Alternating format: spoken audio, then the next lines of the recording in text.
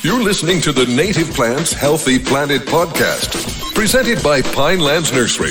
Here are your hosts, Fran Chismar and Tom Kinesic.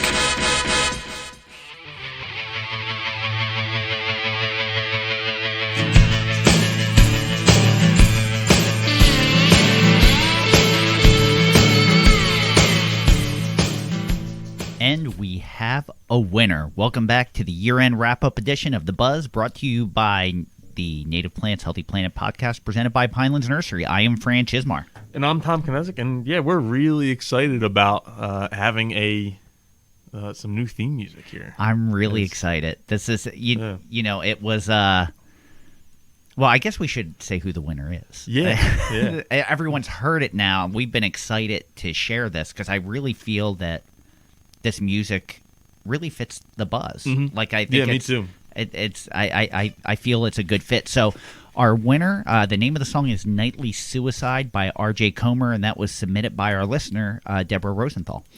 Yeah, and RJ's her husband, correct? Her husband, correct. And you can find his music on iTunes, Spotify, wherever you stream music. He actually curates playlists on Pandora. Mm-hmm.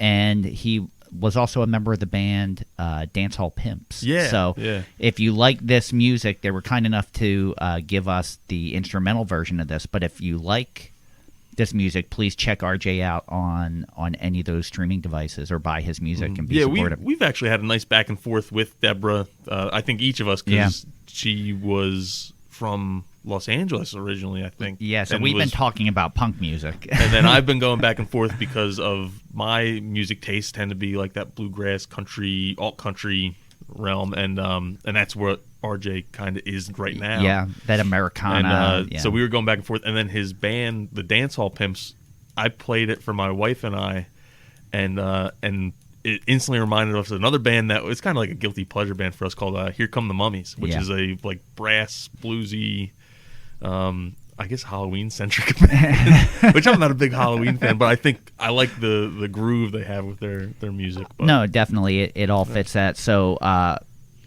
we went with what was kind of nice was Deborah actually submitted music, but then allowed us to go through all of RJ's music and pick out what we wanted. So we actually went a little darker, obviously, with Nightly Suicide, but I thought the guitar buzz at the beginning reminded me of a bee buzzing almost, and that's why I kind of liked it. But it gives the buzz a new distinct feel and sound, and we're extremely grateful. A prize pack is on its way. You may already have it with all kinds of goodies, and we want to give a big thank you to everyone that submitted music. And we will be having another contest. When we start with the roundtable, we're going to hold this contest again because we want to make sure that has a distinct feel to it also. That they all tie together. So, all right, you ready to kick into this? I am. All right. It's hot. So do you have a pick? I have I have a pick, but it's a little different. All right. Do you want to go first, or you want me to go I'll first? let you go first. So I didn't have one, and we've gotten our first snowfall of the year, and I'm like, oh, what's going to be hot? And we're kind of covered up for the season. And I just happened to look out my window, which is to the left of me, and there's a Magnolia virginiana still in leaf right outside in the snow. And I was like, what a great pick that is. So Sweet Bay Magnolia, it's a facultative wet species found in acidic wet soils here in the Northeast. It is semi-evergreen, but as it gets further north, it kind of drops its leaves, kind of like morella or bayberry. But right now, that glossy green leaf is still showing pretty strong by us, which is kind of unusual. It's typically defoliated by now for us at this point, but you still get that almost like a, it's green, but it's kind of Christmassy right now. It gets a very nice fragrant flower in the summer. It's a summer flower, so you don't have to worry about the frost killing it off or anything with other magnolias. So that's my pick. That's a good pick for right now. I thought so. It was, and it just, as I was thinking I didn't have a pick, I was gazing out the window. I was like, oh, there's one right in front of me. So I don't have a plant pick for today. Okay. All right, that's fine. I think I've said it a couple times on here, but we're building a new website. That's been the bulk of my work the last couple months. I had a deadline set for Originally it was December 15th, but basically I kid said if I can get it done by the end of the year, that's a win. And that's like right around the corner. It is right around the corner. We're getting close. I'm really close. But I've been really had my head buried in it, and so then when I thought about plans, I'm like, man, I don't really know. I guess when I go the back way to my house, we have and I drive through the farm. We have the Eastern Red Cedars, but I think I might have used that before. I think remember. the last buzz you used it. Yeah, that's when I drive by them. But it's really what came to my mind was when I was at our other farm last week, I think. When I was driving out, it was in the evening. Probably not too far before sunset, which is only, 4:33 yeah, it's about now? that. So by the time I get like home from work, maybe it's 4:40, dark. something like that. Yeah. And there's this big brownish white bird sitting on the ground just to the right of our driveway there. Okay. And at first I thought it was like a snowy owl or something. It was very white. And because the face was kind of flat and squashed in like you'd expect an owl's face to look. And I pulled out my Merlin Bird ID app on my phone, and I just plugged. I pulled out my phone to take a picture, but flew away before I got a chance to take a picture. So I got to remember what it looked like, and I typed in the colors and about the size. It was smaller than a goose, but bigger than a duck. Went through their whole algorithm, and it gives you a list of birds. And the one on the list that I'm an amateur bird identifier, me but as well. The one on the list that looked really, really close, when I looked at the picture and remembered what I saw, I was like, oh, that had to be it, was a northern harrier, which are an endangered species. Really? So, yeah, I don't know if that's what I actually saw, but that's what I think I saw. That's really cool. That was pretty cool, yeah. It looks somewhere in between an owl and a hawk, which when you look up that bird, that's kind of what it looks. I guess it is a species of hawk, but it has like a flatter face than a lot of the other hawks, like the red-tailed hawks that you're more commonly see. Wow. You know, with hawks, where we're at the nursery, we have a lot of open farm field by us. It's like a really big sky by. That's one thing my fiance notices because she lives further south, near like just outside of Philadelphia in New Jersey, which it's a little more populated. Here, she was like, I can't get over how big the sky is here. Yeah. Because it's a lot of open farm field. So there's a lot of area for hawks and predators to kind of. You see them perched along the trees right along the farm field down here. But that would make sense. That would be pretty awesome if that's – I hope that's what you saw. Yeah, I know I've seen ospreys over there before. Tons of red-tailed hawks. We have a couple different families of bald eagles that live in the area that we'll see over there quite a bit. Cooper's hawk I've seen. Yeah, so when I first saw it, that's what I thought. But it was just so – and the colorations, I guess the northern harrier is usually a bit browner. This one was pretty white, but I've seen – through doing more research, I've seen pictures where they were that whiter color. Okay. With some brown, but not heavy brown. That's pretty awesome. I've actually been enjoying the bird watching today because of the snow. Like just today, male and female cardinal and dark-eyed junco and white-throated sparrows. Like we've been seeing some really cool birds today. Yeah. So I've been enjoying that. That should tell you how productive I've been at work. Yeah, not me. I've been focused on the computer and not out the window. My head has been, in the last couple days, my head has been out the window. But that's a good pick. I think that's a really good pick. So anyone that's interested in Magnolia virginiana, Sweet Bay Magnolia, look it up if you're not familiar with it. That's a good pick, and that's that. Yeah. It's hot.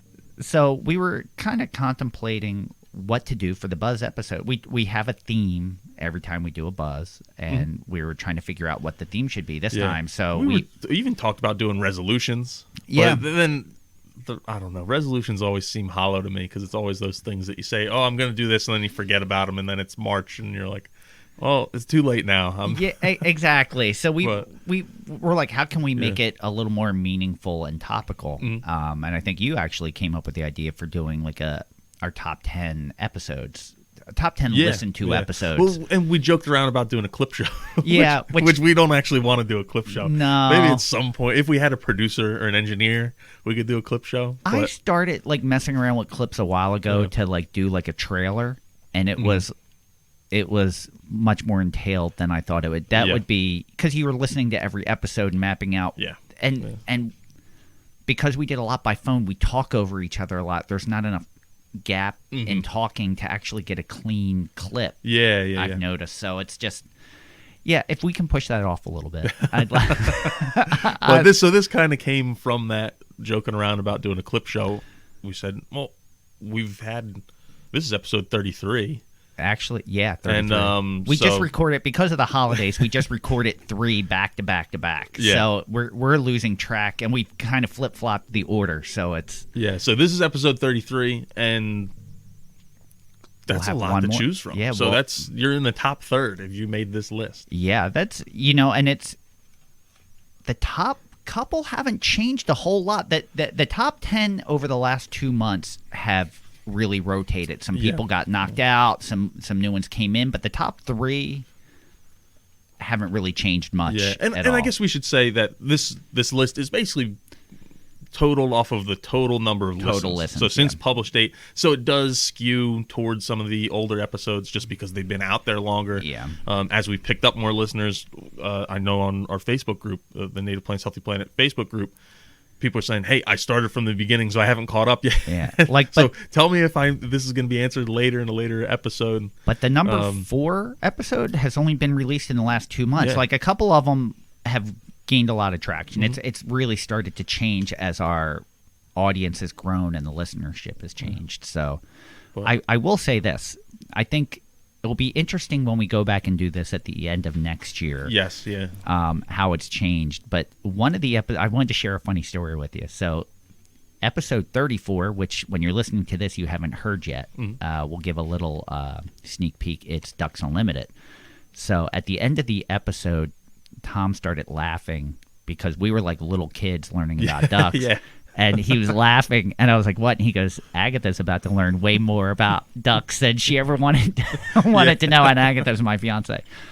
So last night, I shared that with her, and she started laughing, and we both started laughing, and then there was a pause, and she went, "Honey, what did you learn about ducks that you would like to share with me?" And at that point, 3 hours later, she was just so gracious that I left her off the hook. I just said nothing. I was like, you know what, it's okay, because we laughed, and then there was a pause, and then I think reality hit her. Like, oh, I should probably brace for this, and I very, very nicely let her off the hook. But this weekend, I'll I'll drag her back in. So it was a fascinating episode. And even though like I said in that episode, I know a little bit about ducks. What a wealth of information we were served yesterday in a short period of time. Yeah. Like that was a lot of learning in 90 minutes. Yeah. So I'm still like I'm hoping I retain half of what we learned yesterday, because that was awesome. So you want to go through the top 10? We'll count backwards. Yes, we'll start with our 10th most listened episode, which is actually episode number 11. Yeah, and that was Meet Pinelands Nursery, which was about us. Yeah, well, not so much about us. Self-indulgent, the self-indulgent episode. No, which it really wasn't. I don't feel it was. But that was, I'm happy that made the top 10 because that's who we are. That's why we're here. Like, we're fortunate enough that this podcast occurs during work hours. Yeah. Like, we do this as part of our job. So, and I'm very grateful for that. Yeah. So but for those of you who haven't listened to that episode, like I said, it's episode 11. You can go back, and it's really, we interviewed my parents, Don and Suzanne Kinesic, who started this nursery 36 years ago now. Yeah. And goes through the very beginnings and how they didn't start necessarily with native plants, but they quickly shifted to there and have since then become one of the largest, if not the largest, native plant producer on the East Coast. And they specifically grow plants for restoration work. And we were native plants before native plants were fashionable, which was difficult. And I some of our listeners have said to us that they feel like they're the only ones in their community that are native plant minded. So imagine that's your business before a lot of it. It seems like that circle has gotten larger, but that was a much, much smaller circle back then. And a lot of the conversations we've had with guests and some listeners and friends of ours on and off the air have they've even said that their work wasn't possible until Pinelands Nursery started. Yeah. Once they had a source to get the native plant material, that's when they were able to really do that stuff. So, in fact, my dad was just profiled for one of like the top New Jersey conservationists for his work, and that's coming out I think sometime in January or February. Yeah. But which is awesome, and we mentioned before, and we shared it in the Native Plants Healthy Planet Facebook group. Pinelands Nursery was just featured on as the cover story for Nursery Management magazine, which is an industry that to me that's one of the top 2 magazines, that and American Nurseryman in our industry. So, it was very flattering, and it's nice that episode's in the top 10. Although it's very close to getting knocked out. Yes, yeah. it is. But it's holding on. It's holding on, but there's a couple right behind it that are gaining steam. So, number 9 is, I didn't write down the episode numbers. You're okay, friend, because I wrote them down. Oh, woo, awesome. Meet Southeastern Grasslands Initiative, Dr. Dwayne Estes. So, and that was episode number 20. So that's actually one of the newer ones. We're about like 2/3 of the way through, I guess. Yeah. So that one, that one was a real learning episode for me with how much, well, first of all, how passionate, that was the first time I'd ever talked to Dwayne, but how passionate he is and how important prairies and meadows were to the southeastern United States, because it's breaking that stereotype of what we think the southeastern United States is. So man, that was a great episode for me. Yeah, and to me, it's one of the things from when I first met him 4 or 5 years ago. I didn't think about it. You see all these promos, and buy I think like Lisa mattresses. You buy a Lisa mattress. Oh, we're gonna plant a tree. Yeah. Or you buy this pair of sneakers. We're gonna plant a tree. And I've actually dove into a lot of those programs to see from a business opportunity, well, where are they planting trees? Is it in North America? A lot of it was happening, I think, in Africa. There's some in Europe, some in Asia, and it's little tiny bitty seedlings, and they're just planting. There's actually companies that started to say, hey, we're going to plant a tree, and they promote their service to whatever big corporation. And then so the corporation typically doesn't actually plant the tree. They just pay this other company to go and that's doing it already, and so they get their credit. But what Dwayne points out is that's really kind of misguided, especially in the southeastern United States, because we want to plant trees, but what if it wasn't trees? And in a lot of cases it wasn't trees, or that dense forest that we picture when we think back about early colonization and pre-colonization. Well, maybe it wasn't actually a forest. It was actually a grassland, and they dove into the history of that area and find historical records and found that was actually the case, and it was maybe a misinterpretation of words, or even it was a lot of successional forests, like a lot of different stages. So and I was nice to see just on social media he had posted that I think someone just contributed $25,000 to their cause. So he has become very well at getting people involved and getting money to help support them. I can see why, because he's a very inspirational speaker, and it's hard to walk away from just a conversation with him, but a presentation that he does, wanting to get out and start doing something. Yeah, he's very passionate. So, number 8 is episode number 28. So this is only a couple episodes ago, and that's Meet Homegrown National Park, where we got to fulfill our dream of talking with Dr. Doug Tallamy. When we talked about that at the beginning, I actually didn't think it would happen. I really didn't. I figured we could, because I'd met him before. We're familiar with each other, so I figured, if I send him an email, he'll at least entertain the thought of coming on. Yeah, but I was surprised. Realistically, I was surprised how quickly he answered. I sent an email, and within an hour, he answered, yeah, sure, just let me know. That's awesome. Let me know when.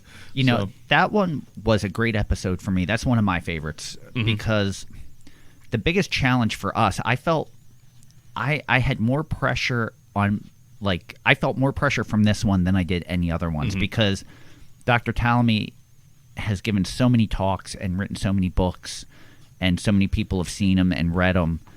I didn't want it to be the same episode that everyone knows. And I was like, how can we make this one different? What kind of questions can we ask? And I think we've heard back from our listeners that, we got answers out of him that they never heard before. And they got, a side of it that it was like they were eavesdropping on our private we conversation. really just wanted to have like a candid conversation. It was just some people who are talking about native plants and birds and insects and inchworms and that kind of thing, and not have it be that canned talk that he does give, which is so good. Which is incredible. There's nothing wrong with that. Yeah, but we wanted to present something that maybe you hadn't heard from him before. Yeah, and one of the things that we do behind the scenes, and I think a lot of my inspiration when I'm writing questions was one of my favorite web series is Hot Ones. And I think you turned me on to that web series, actually. Oh, I thought you turned me on to it. Okay. All right. So, we're giving each other credit. So, they were saying that before they have a guest on, there's 3 people that work on the show, and they each study everything they can. Like, one person's in charge of social media, one person's in charge of print, and one person's in charge of video. And they consume everything they can about the upcoming guest. And then they look at where the other interviewers failed to delve deeper on something that, it's hard when you're in the moment sometimes. Someone reveals something and you're focused on what's next and you don't elaborate as much. But they try to take those moments. Like, I had read the Smithsonian article that Dr. Talamy had done, and he brought up predators and wolves, and they kind of moved on. You can tell the interview was done via email. So they didn't elaborate, and I was like, "Oh, man, that's something we need to delve deeper on. Let's get them to talk about that." So it was kind of fun to go off topic with him and not explore some other things. So I thought that was I was really happy with the end result. Yeah, we were smiling when we finished that one. So top episode 7. Meet the Nursery Society, and that was Kelly Gill. That was episode 10. That was one of my, I know we're at the end, we're going to say what our favorites are, but that was one of my favorite episodes. Just because we love Kelly and we work with Kelly, and we know her. When we have guests, we don't know every guest. We know a lot of them, but we don't personally know all of them. But this was one of the first ones where we knew the guest well, and I think the energy was really and that's there. Where I think we felt like we really started to hit our stride. Yeah. We knew what we wanted to sound like, and that was one where we walked away and said, man, that sounded how we wanted it to sound. That's what we envisioned. Yeah, that's what we wanted to come out of. Oh, there was no, I forgot to ask this, or, we really should have followed up on this a little more. That was one where, and since that point, I think we come away from most episodes saying, hey, that was the best one yet. That was really good. And I guess we're talking a lot of behind the scenes stuff. During the intro, when Tom and I are doing our intro, we tell every guest beforehand, and some guests have are listeners of the podcast, some aren't, but we tell everyone, you don't have to wait until you're introduced. While we're talking, you can be a part of it. Just chime in. Kelly was the first person to actually. We started having a conversation before that person was introduced. And I know recently you've changed kind of. Because we want that. We want it to be. We go into another little behind the scenes fact is we have a list of topics we want to cover. Yeah. And when I email the guest over the questions that we have, I say, hey, just so you know, this is a conversation. This is basically I'm calling you up to talk to you about a couple things. These are the questions I'm thinking about. But there might be things that pop up. Yeah. You might answer 3 of these questions. I say, I'm not going to ask those later because you answered touched them enough. If I need you to expound on something, I'll ask you to. And we want it to, like we said numerous times already, we want it to be a conversation between friends, and not that question response that you get a lot of times in interviews.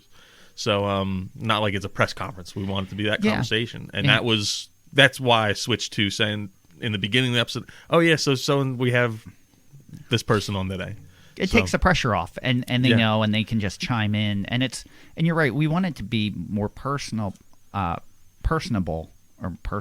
more personal, like a private conversation. Yep. But we try to touch on topics that the person's passionate about as well. So if we know something about the person, we'll make sure we bring it up, ahead of time, just to make it a little more relaxed or personal. So the next one is it my turn or your turn? No, number 6 on our list was episode 13, and that was Meet Deer Native Plants Part 1.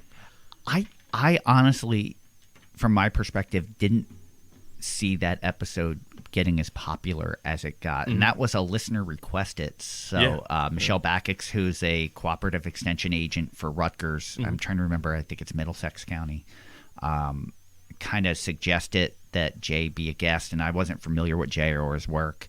But that one was a very deep, thoughtful conversation and took us in a direction that I didn't think we would go, and I didn't know that it would be as popular of an episode. And I would say that just about every episode we've had, at least after that point, we've referenced this episode 13. Yeah. We've talked about that deer native plants because so many of these issues, you look at what Doug Talmy talked about, you look at what the invasive species strike team that just came out recently or last week. A lot of these problems hinge back to deer pressure. Yeah. And that there's supposed to be 10 per square mile, and now there's 100. Well, in Burlington County, where we are in New Jersey, there's 125 per square mile. Yeah. That's so 12 and a half times what they're supposed to be. It's an animal rights issue. They're eating too much vegetation, and it causes a lot of problems in that food web. And what was interesting for me is, and I don't know this 100% for sure, but I kind of felt that Dr. Kelly admitting that we needed to fix the deer problem was a philosophical conundrum for him. Yeah. You know, you could tell he's I don't even know if he's a meat eater, you know. I don't remember if I that don't came remember, up or not. but you could tell philosophically it was tough for him to admit, you know, and that was on his own admission that, hey, we need to kind of control this issue. And I think, like, he really said it best when he said it's an animal rights issue. Yeah. Okay, we need to remove this individual from the landscape, but removing that individual, that single deer, opens it up for so many more insects and birds and plants and all these other things. We need to preserve. So by leaving that individual, we're causing more problems. Yeah. So then that individual removing would create. So yeah. Number 5 would be Meet the Native Bee Inventory with Sam Droege. That was an early episode too. Yeah, that was number 7. Yeah. So he's such a great guest. Yeah, he's just such a unique person on his own. Yeah. I think I even told the story in the episode how I pulled up to the Millersville Native Plants symposium. I forget what it's called. But and this was not this past summer, the summer before, summer of 2019. Yeah. And I pull up next to this old Saturn and with like Stegosaurus spikes coming out the top, and it's got chains hanging off the back. And I had to call my wife and like send her a picture and be like, "You got to see this thing. It's like a work of art." And then I happened to see that same car at another conference, and I was like, "Oh man, I can't believe that this is here." It was actually the Ecological Landscape Alliance conference down in Delaware that following January, February, March, something like that. And I was like, oh, this person's here. They must really love native plants. Yeah. And as we were leaving, I was actually with some of my friends, Daryl and Carrie from Sunset Farmstead on the other side of town. And as we were leaving, he pulled out and he got in the car and pulled around us. I'm like, that's who it is. Now I figured out who it was.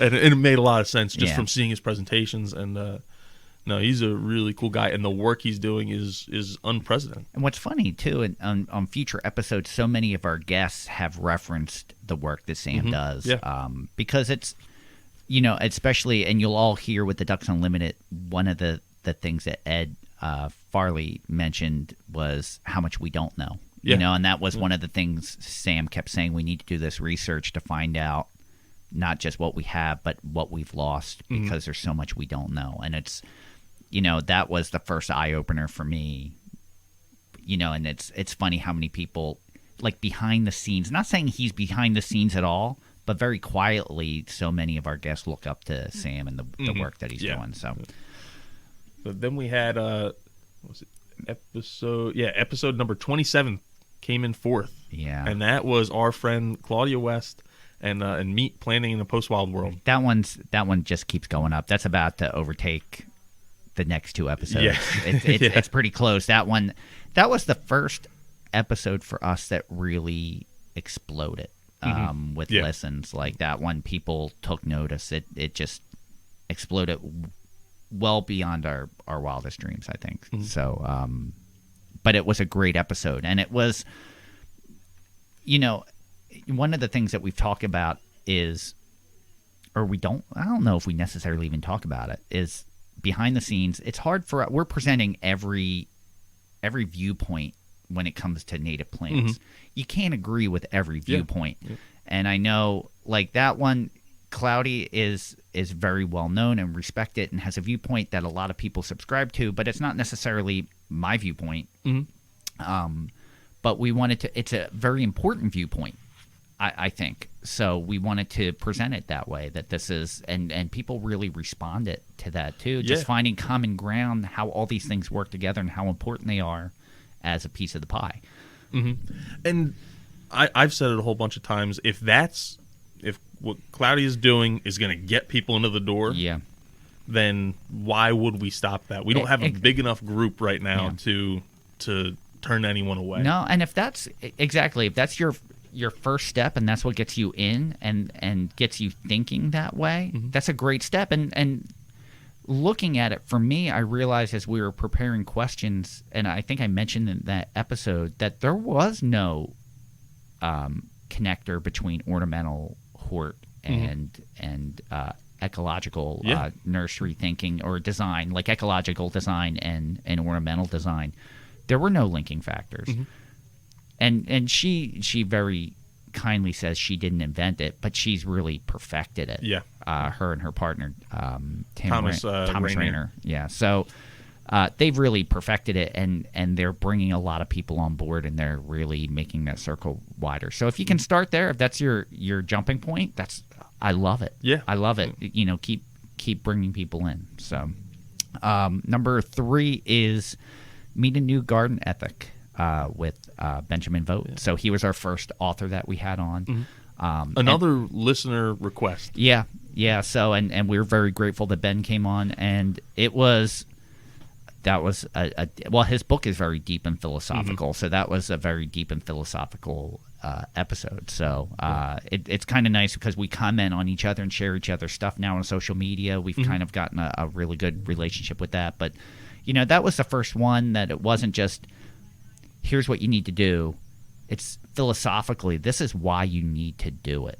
These are all the things that are preventing you from doing it. These are all the things that you have to stop letting stand in your way and take it to a whole nother level. And it was very well received. And that's one that just that wasn't in our top 10 early on. It just keeps growing and growing and growing, and a lot of people are enjoying that conversation. So, and we've managed to keep having those conversations as we go, and we hope to keep having more of these conversations. It's not just why native plants are good, just philosophically, or why. Let's go back to pre-colonization. Let's go back to how other races view the land and what we're doing to it. So it's really kind of changed our perspective. That may have been the one where we realized, man, we're hitting on something different. Like this is going in a direction that we didn't plan on, but let's run with it. I kind of feel like that may have started it. And that, for those of you who haven't listened to that one, that's episode 9 if you're interested in going back and listening. But one of my favorite things that Benjamin Vogt puts out there is that a pollinator garden is not a pollinator garden if it doesn't support the larval stages of that insect. And you see it. So I think milkweed's a really great example, because that's not really something that monarchs, well, they do forage on it, but it's not like they prefer that over other things. But it's the only thing their larval stage can host on. And monarchs are the most popular of a lot of, probably the most popular insects right now. But you look at other butterflies and moths, and they all have those relationships. That's Doug Townley talked about.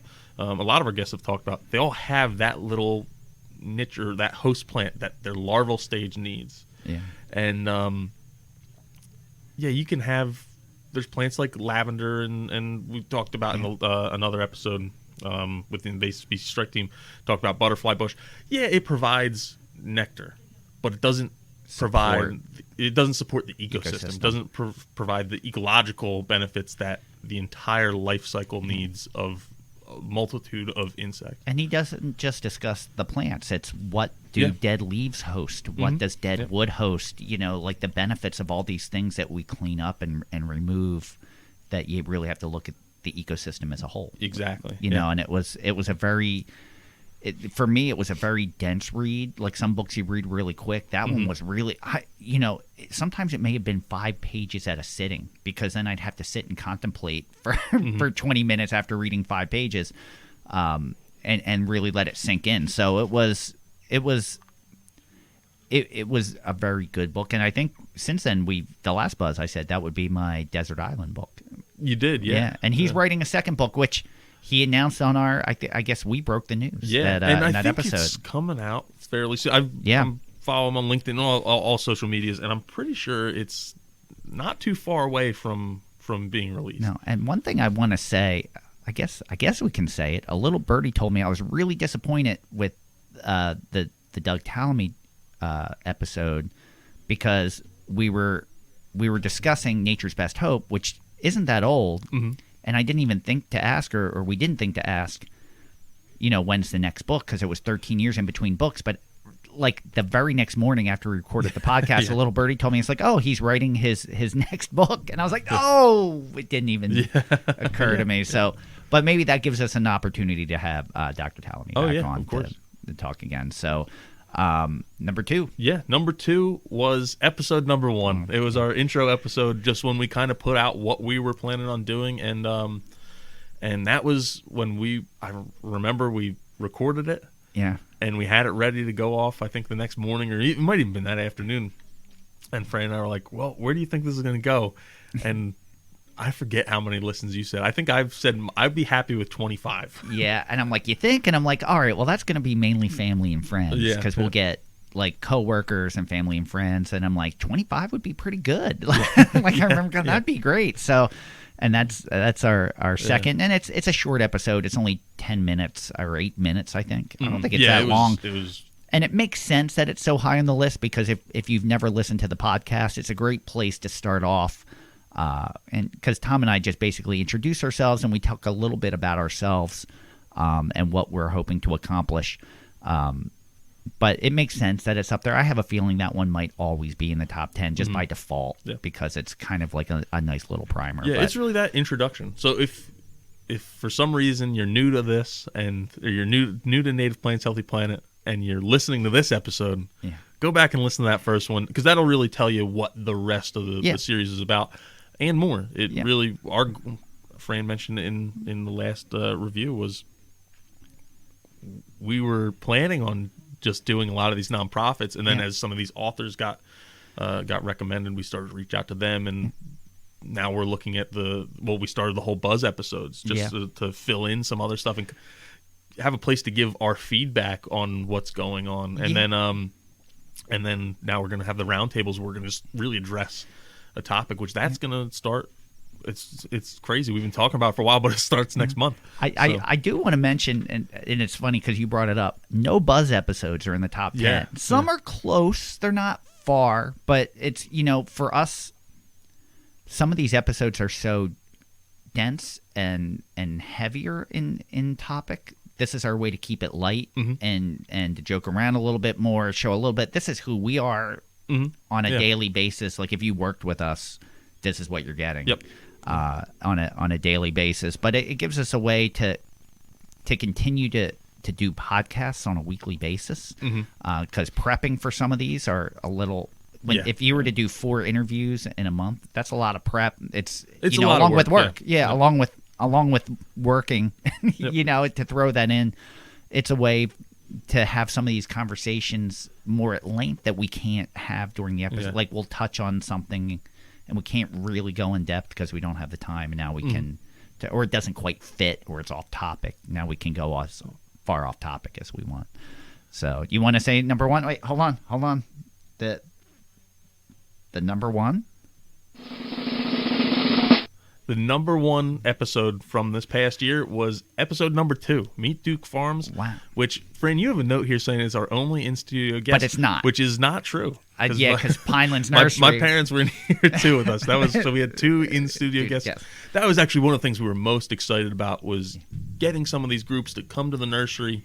One, so we could kind of show them around, show them what we do, but also have that personal connection. You can look in their eyes and have that conversation in person. There's a different energy. And you can feel that in some of our conversations, because we're doing it over the phone. We're not doing it through like Zoom or something like that. So you can't see the other person. That's why every once in a while you hear us stumble over people. We start talking because you can't tell. It's doing it over the phone. It's so hard because you don't know if someone's taking a pause or if they're done talking, because we don't really know the people. And I think that's sometimes why we, like, some of the lead-in is so long, because we want it to be personable, that we try to share part of ourselves when we're asking a question. Like, hey, it's okay to go in depth or let your guard down a little bit. I'll share something about me. You share something about you. So it's and it's easier when that person's sitting in front of you. But yeah, so Duke Farms, that was awesome. They were we had a couple people we were talking to about getting in, and they just happened to be the ones that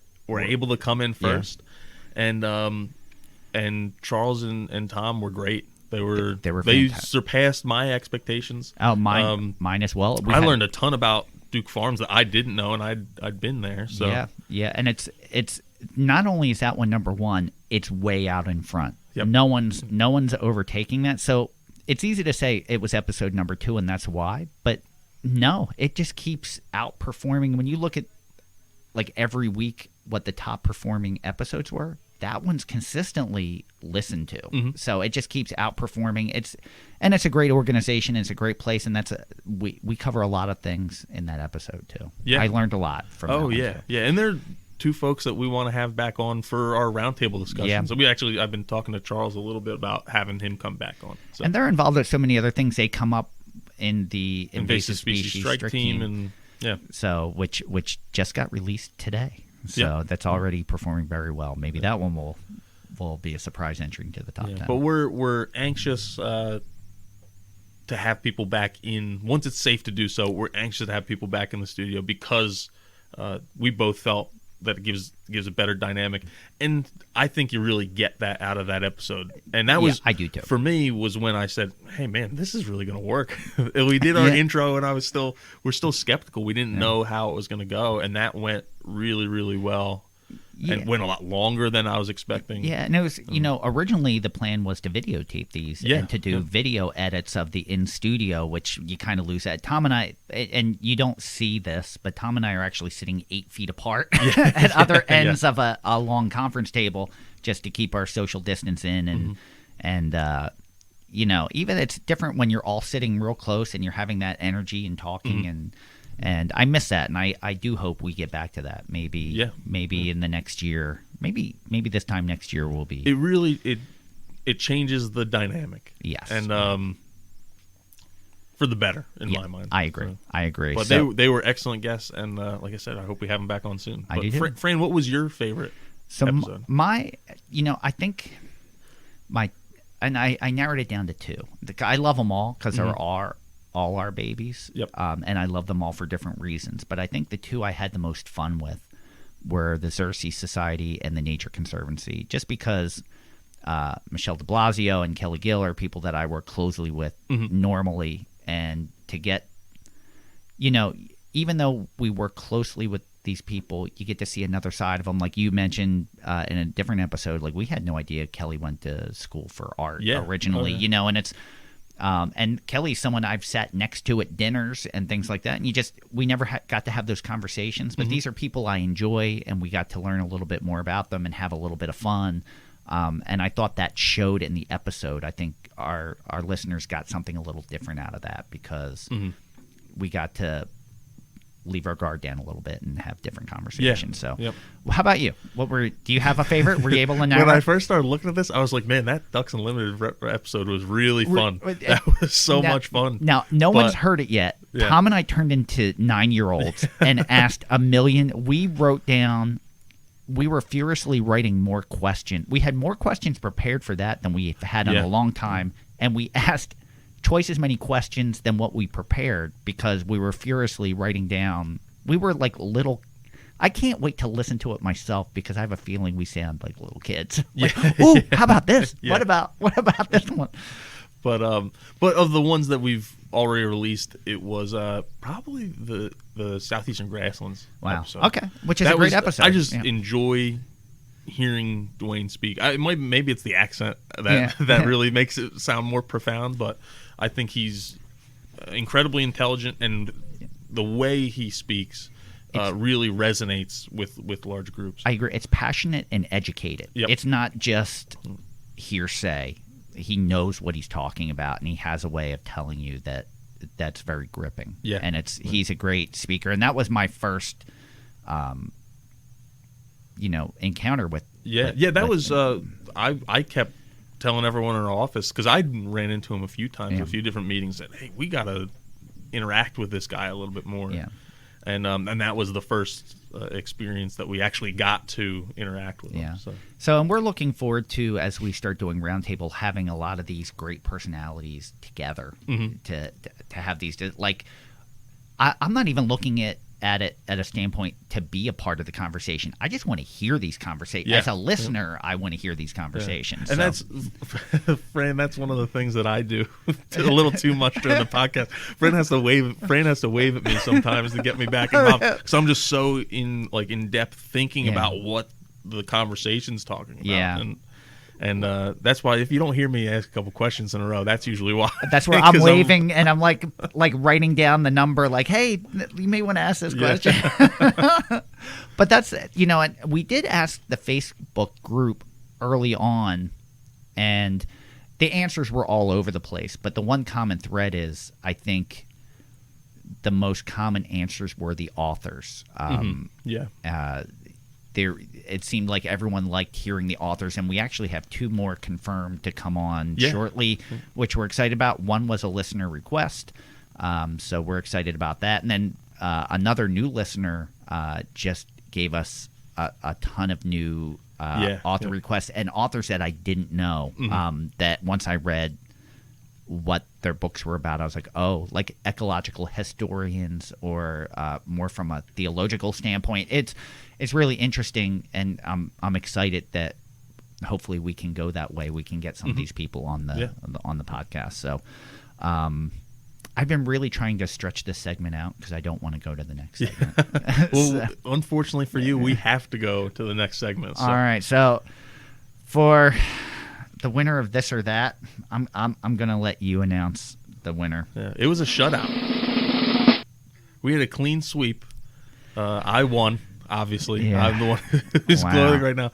But, we didn't have as many votes, but we're also recording this much earlier than normal. Before, like, typically we'll share the survey a couple times and give everyone the opportunity to vote. I don't think any amount of campaigning or sharing would have reversed. Yeah, I don't think you were gonna catch up. And you did mention before this one that this one we were considering a popularity contest. So you're way more popular than I am. So but that was my article was basically how there's kind of an expansion on what Sam Droge's doing with studying bees, and it's more of a nationwide effort to start cataloging some of these bees to see what we still have. Yeah, and or not even see what we still have, see what we have, so we can kind of figure out what we're losing and where to put some of these efforts. And it's out of University of California, Riverside, I think, is the head of that effort.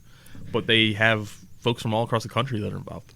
Yeah, and I went, I think, a little bit off topic. Not off. It runs with a theme that we touched on when we had Dr. Sala on, just with predator and prey, and actually every time we talk about deer, we discuss predator and prey, and what we discussed that with Dr. Talamy, a lot of people that invasive species strike team, that comes up. So I'm trying to redeem myself on this one. So we do have a new round of that, so we should.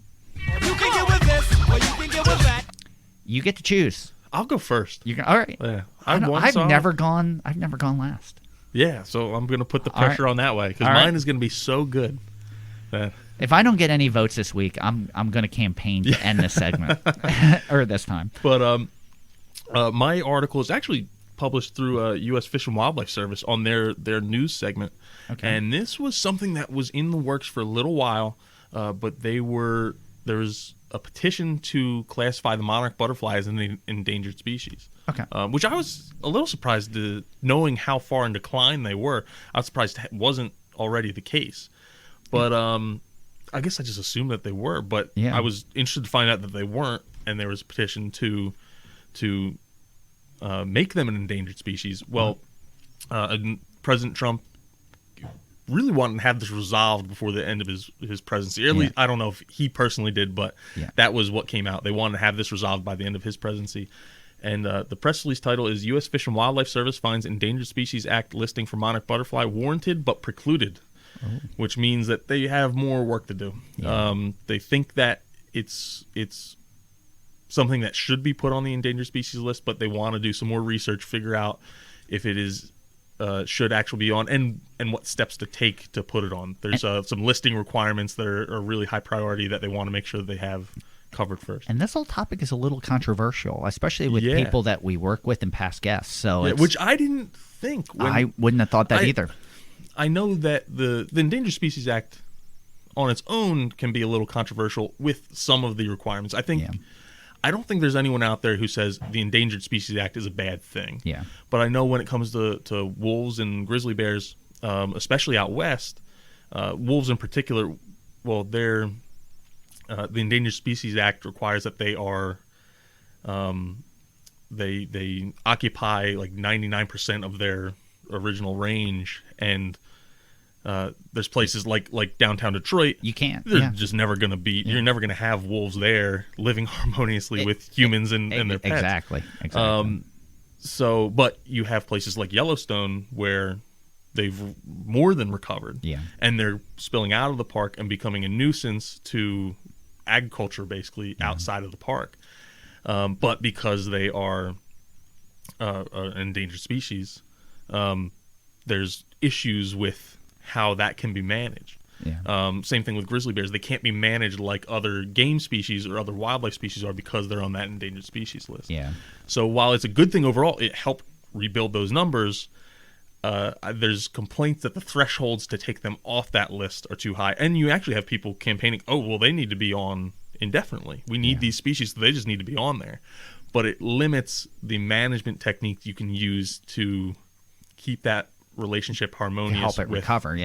And that's kind of what the feedback we've seen from some of these people that we know that work exclusively with monarchs is, well, if they were put on the endangered species list, my program goes away. I can't help them anymore. And it also would really hinder and probably make the monarch an enemy of agriculture. Yeah. Because anywhere where there was milkweed, because that's what they need to survive, you couldn't farm it. Yeah. It would become almost off limits to damage that habitat. So it would, from what I've heard from conversations who really, like, I thought this, okay, put them on the endangered species list, it's a good thing. From people I've had conversations with or just followed on social media about it, this is the right decision to kind of hold off until we can really figure out what we need to do here. Yeah. That's a good article. Yeah. And the article doesn't go into my personal opinions and Fran's personal opinions that we discussed in the other ones. It's just what it is. But it was just an interesting thing that came up that when I heard about it, I'm like, oh, I'm surprised they aren't on there. It's a good thing that they'd be put on there, but maybe they need to figure out the right way. Yeah. Is what I'm getting at. That's a great. Will it win this time? There can be only one. It might. So my article is not a new article, but it is from this year. And I had not seen it before, and it was my first time coming across it, but I thought it was an important article, so I included it. So this was actually from the New York Times, and it's called How and Why to Use Native Plants. And it was written by Margaret Roach, who has her own podcast. She's A Way to Garden, which is a very popular podcast. She's also a writer. This came out in May of this year. What I thought was interesting was this introduced native plants to such a large audience. And one of my one of the things that I'm guilty of all the time, and Tom has to remind me, when we're writing questions, we write questions from a jumping point or a starting point that we're comfortable with, or that I'm comfortable with, but not necessarily our listeners. Like I may overstep a few steps. Like I'm bounding up the steps 3 at a time instead of hitting every step. So what I liked about this is, for people that don't know, it hits every step. And she goes over so many things, getting oriented the way a plant does, deciding what you want to accomplish, focus on welcoming insects rather than pretty flowers, where to make the room and where to plant. Formal spaces can hold native plants too, or containers can hold native plants too. To think outside the box, plant in layers the way nature does, plant for a succession of blooms, choose a diversity of types of flowers, colors of flowers, sizes, which you can do that with people. People think or interpret native as weeds, and they forget the diversity of flowers and blooms and everything like that. So it's just, you have to think about it differently, and it's okay to experiment, and here's resources where you can find it, and here are the basics and what to look for in a garden center. And I just really felt that from a beginning standpoint, she gives you a lot of the tools that you need after hearing a Douglas Tallamy talk, where to go from there. So, and it's a very lengthy article. It's actually, it's not a short article. It was a big expose. And I remember when this came out, and it was, I thought it was fantastic. Just same thing as we were talking about Claudia West earlier, is if it can get you in the door, like for a lot of people, that door is open because they've been exposed to native plants in some way, whether it's through Doug Tallamy or they heard Dr. Dwayne Estes or someone talking about native plants, and they say, "Oh, that's kind of cool." It can be difficult to take that next step. Yeah, we've talked about it numerous times. Where do you get the plants? It's overwhelming. It really is. And then especially if you're a novice gardener, even if you're an experienced gardener, but you're used to traditional horticulture.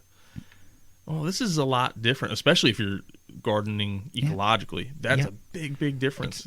It's hard to take that first step if you don't know what to do. It's where to get the plants. Am I buying the right type of plants? What plants do I need? There's a lot of questions, and we hear them all the time. Oh, yeah. And it's we're covering the whys, not the hows, a lot of the times. And it's yes, we sold you're going to plant native plants. But now that's a big world that you have to navigate, and you don't know where to start. And that's there really is no wrong answer to that. But this gives a lot of helpful tips. I really feel that our listeners, when they read this, are all depending or regardless of where you're at in your native plant philosophy, you're going to find something in this article that maybe you didn't know. So I'm totally pandering to our, but it's okay. I'm totally doing that. So we will post both of these in the survey. You can only vote if you're a member of the Native Plants Healthy Planet Facebook group, which is rapidly growing, the size of that group. So make sure you head on over there and vote because. And of course, the choice is yours. All right. I keep pushing. Like if you were to look at the breakdown of this show. I keep lengthening each part out, but the next part is another part I don't want to get to. It's kind of like Grover's the monster at the end of the book. You're doing all this stuff to prevent getting to the end of the book. I'm looking forward to it. Are you? Yeah. So we did encourage Saul. Saul called back. That's basically where we're going. So we do have questions. I want to ask you a bunch of questions. I want to have them answered immediately. It's a simple question. No, I didn't hear you. What was your question? Actually, it's our only question, and it just happened to be Saul. Glad, please, he could keep this segment alive. For everyone else out there, please call in so that we can play other questions. If I had other questions, maybe I'd overlook this one. But part of the reason I feel it's important to play this question is because there's so many wrong things in this. And he's going to kill himself.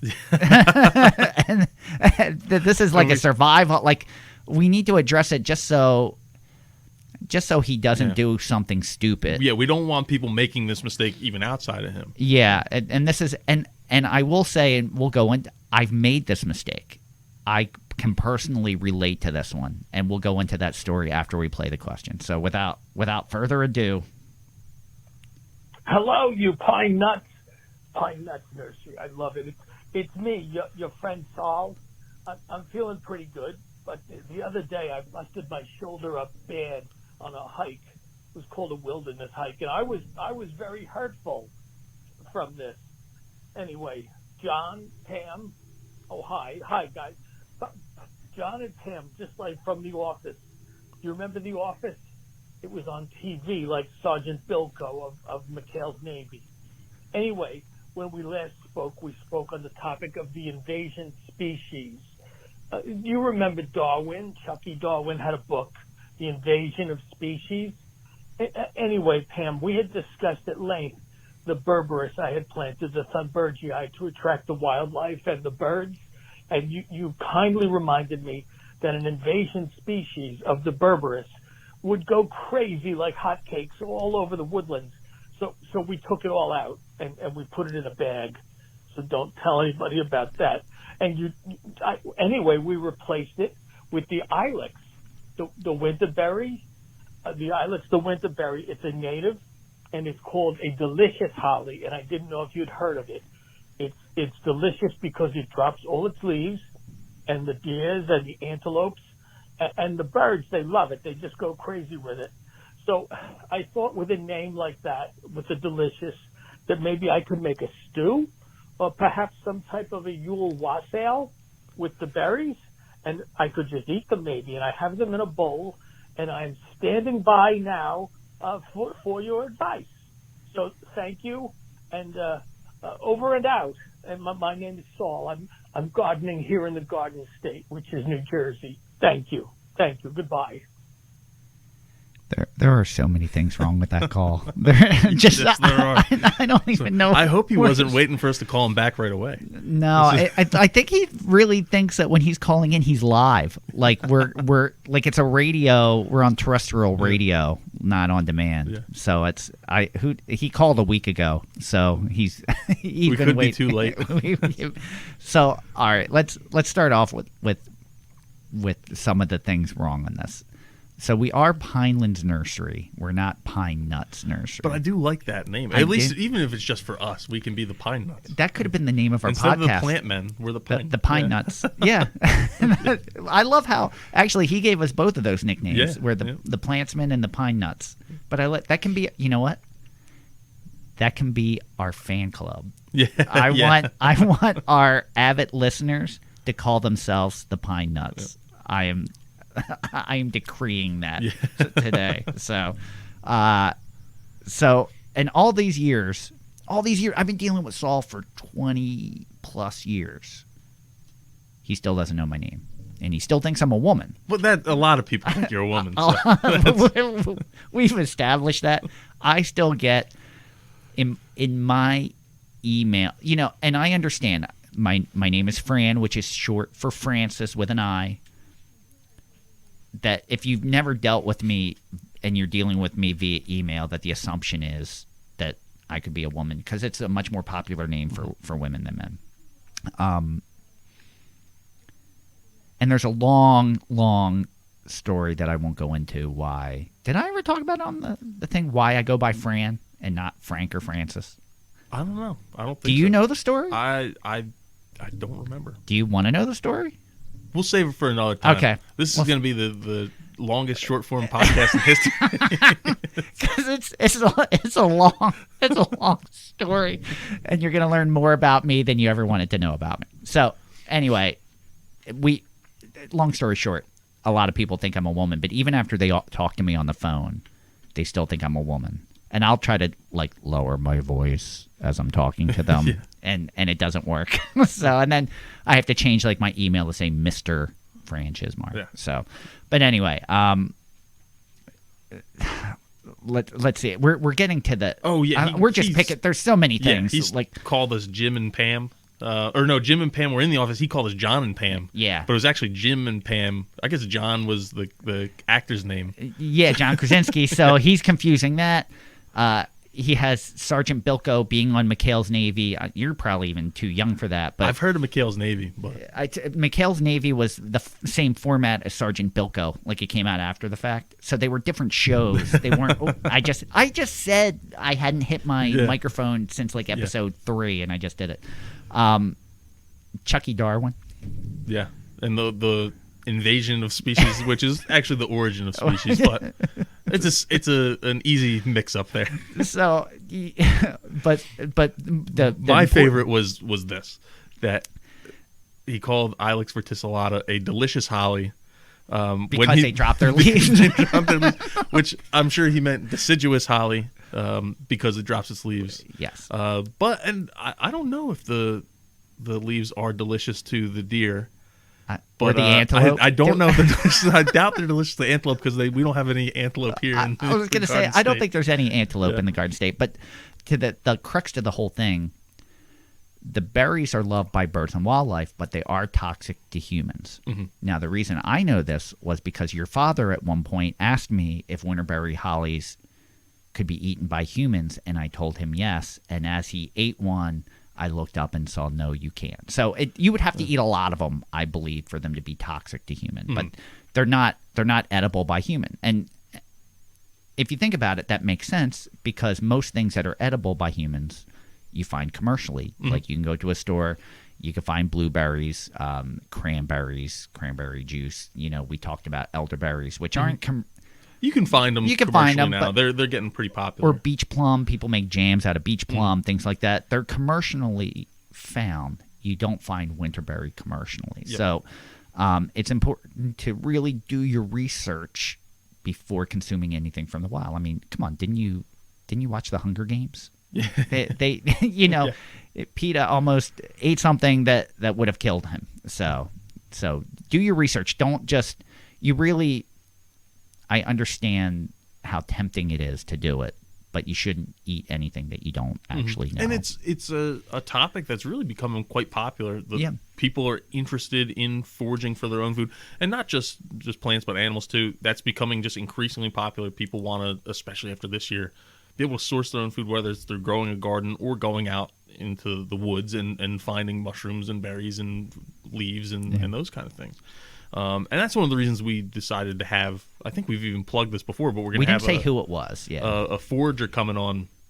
I still got to get the confirmation for when, but he said he would come on. So, and this is someone who's published many award-winning books and is internationally known. So we're really excited, because I know nothing about foraging. And I know very, very little. So I'm excited to discuss this, because some of our listeners are into foraging and growing for sustainability, and this is a great way to use native plants. Yep. And we've discussed it with my article that lost about that about the doctor who's been cataloging native plants for eating. So just do your research, and we'd hate to see anyone get excited but get hurt or sick because they were so excited that they tried something that they were unaware of. And some of these things that are edible to birds doesn't mean it's edible to us. So Saul, throw that bowl of berries out, and you don't need to call anymore.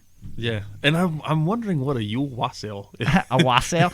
I actually had to look up what a wassail was. I know the Christmas song, Here They Come A-Wassailing. Yeah, so I thought it was the way you walked. No, it's like a I don't remember exactly, but it is like a drink that can be made with bourbon. It doesn't have to be made with bourbon, but it's like almost like a eggnog almost. Like it's maybe he already made the Winterberry wassail, and that's why his call was so screwed up. I hope he wasn't sitting there with it in his cup, like holding it close, like can I? Should I? But it's and I told you after the last one when you said, what's Saul gonna think the way I'm talking about him, and I told you it wouldn't discourage him, and this won't discourage. I know. Yeah. I can't wait for him to call back. There will be another call. I'm sure there will be. So let's move on. Do you want to do a pod deck? We'll do one, and then we've already gone way longer than I expected. So what's it matter now? We kept to an hour the last time? We're well over an hour. So I'll let you pick. I'm not going to. All right. You don't want me to throw him across the 8-foot table at you and hit the microphone? All right. Let's see. All right. What do we got here? Random pick. Share a money-saving tip.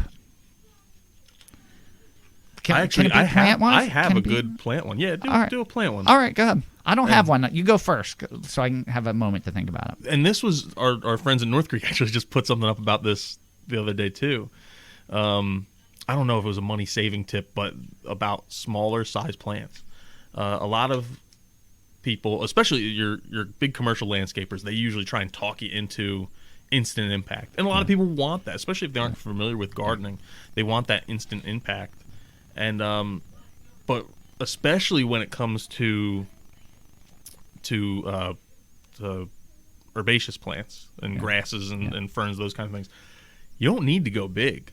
It only takes a short amount of time for that plant to be mature. Yeah. And there's some stuff like hibiscus takes a little bit longer, and baptisia will take a couple years to reach that full maturity size. But echinacea, black-eyed Susans, liatris, it's only the first year they'll reach nearly full size. The second year they are full size. Like if you plant it, if you're talking a year out, if you planted a plug in a quart, to me it makes no difference that first year. If you planted a plug in April and planted a quart in August, I assure you that most of the 9 times out of 10 they're going to be caught up by the time they go dormant. Yeah, and even larger gallon size material. A lot of times, I know you can get a 1 gallon herbaceous native perennial. Probably anywhere from like $12 to $25. They're going to fall in that range. $12 would be on the really cheap end. Most of them are going to be in that 15 to 20 range. Yeah. Well, you can get 2-inch plugs for less than $5 when you can find them available, and even quartz you can find them for. Well, I've seen quartz go up for as high as $15 too. So, but you'll definitely save some money, and it's not something where I'm going to put this in the ground. It's going to be full size right away. You get it a little bit smaller, let it grow in, and it'll. And there's a reason, and and I know part of it's they're not commercially available. Like it's hard to just plugs aren't grown in individual pots, so it's not like you can just go somewhere and pick out one plug, but. There's a reason why all these restoration projects use smaller sizes. The science behind it is the smaller the plant, the quicker the transplant. So if you were to plant a 2-inch caliper, 10 to 12-foot tree, it takes longer for those roots to recover from being harvested. They need more water, they need more care, and they kind of like go back a little bit before they go forward. So a 2-inch plug, smaller roots, they don't need as much water. They're able to put more plants out effectively at a better cost, and it's easier for them to get established than a larger tree. Like a 1-gallon tree is going to establish quicker than a 7-gallon tree. That's just the way it is. That's the science of it. So you could plant more for less money and still have better success. Yeah. Yeah, that's a great tip. Huh? And I don't want to discourage people from buying those larger sizes because you do get that instant impact. Yeah. I just don't want people to think, well, I'm going to be waiting years and years for them to equal out. It's really only like if you're planting a tubling of a white oak, you're not going to enjoy it anytime soon. Yeah. So I get that. So mine is on the same level. So a little tip. And I know we've talked about growing plants from seed collected locally. You want the correct ecotype.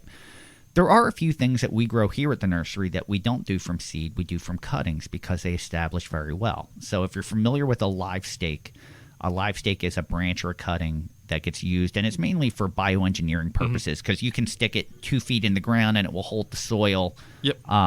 You can put them in certain patterns and it will help with slope erosion and things like that. So there are things you can do from cuttings that establish relatively quick. So instead, if you can't find a plant in a garden center or locally, you could take a cutting of it if you have it nearby. I'm not saying to go and cut the plant down or destroy it. Make sure you have permission. Don't just cut whatever you want. But things like willow establish very quickly from a cutting. Redwood dogwood, sweet pepper bush, and blueberry, you can also do that way also.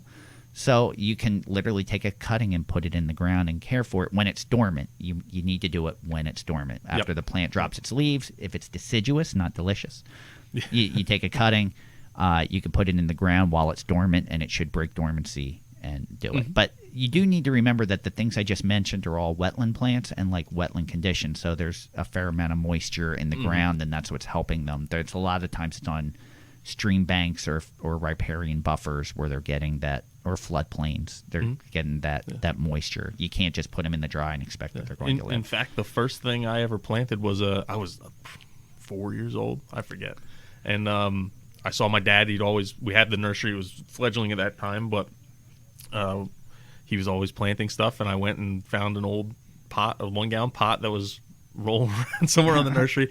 I filled it with a bunch of sand, and one of the high schoolers who was working here helped me do all this. Okay. I was, like I said, I was 3, 4, maybe 5.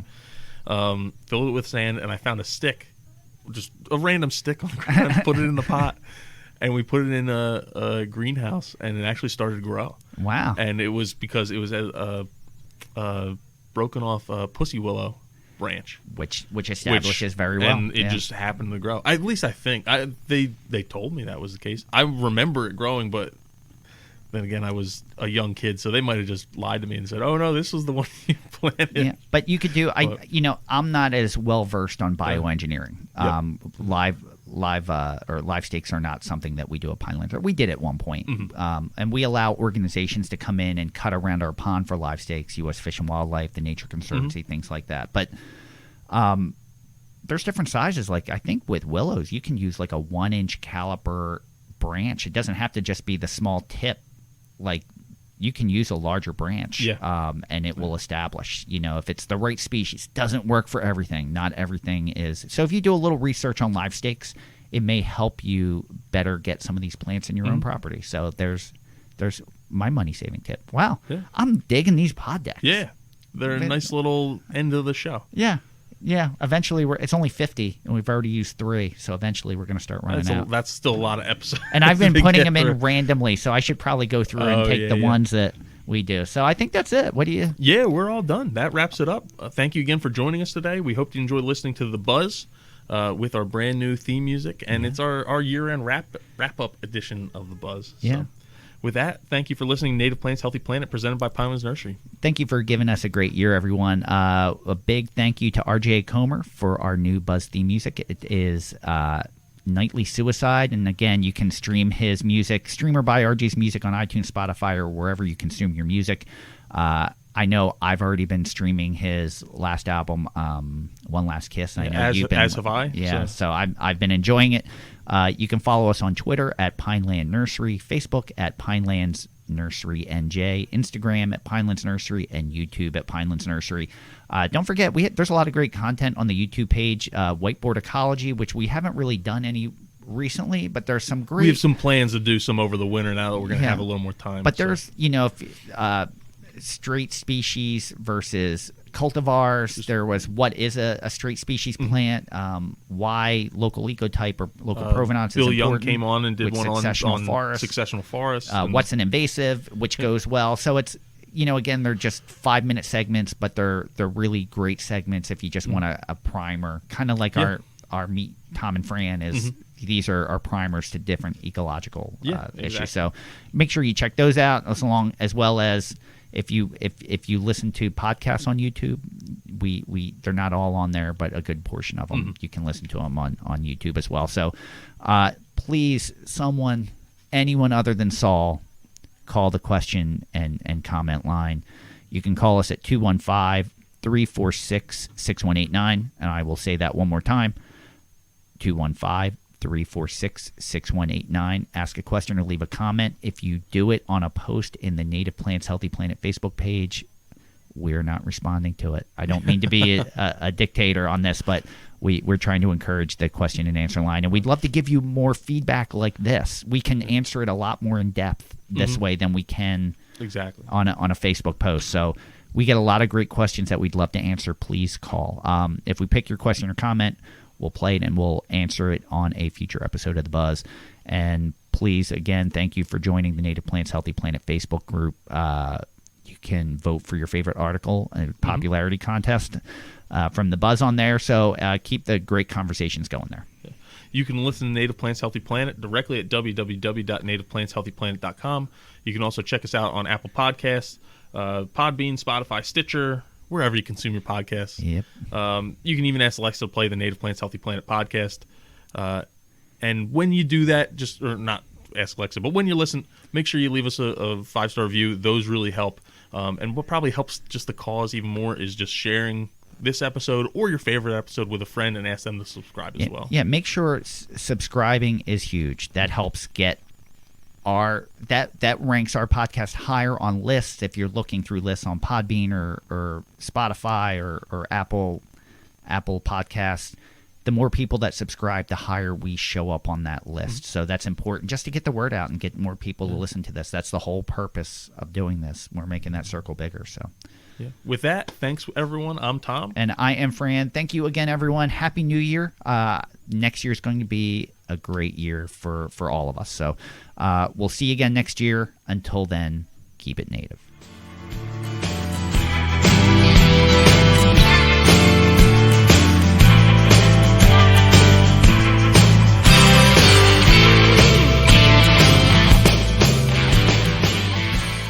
Thank you for listening to the Native Plants Healthy Planet podcast, presented by Pinelands Nursery. Remember to like, share, follow, and comment.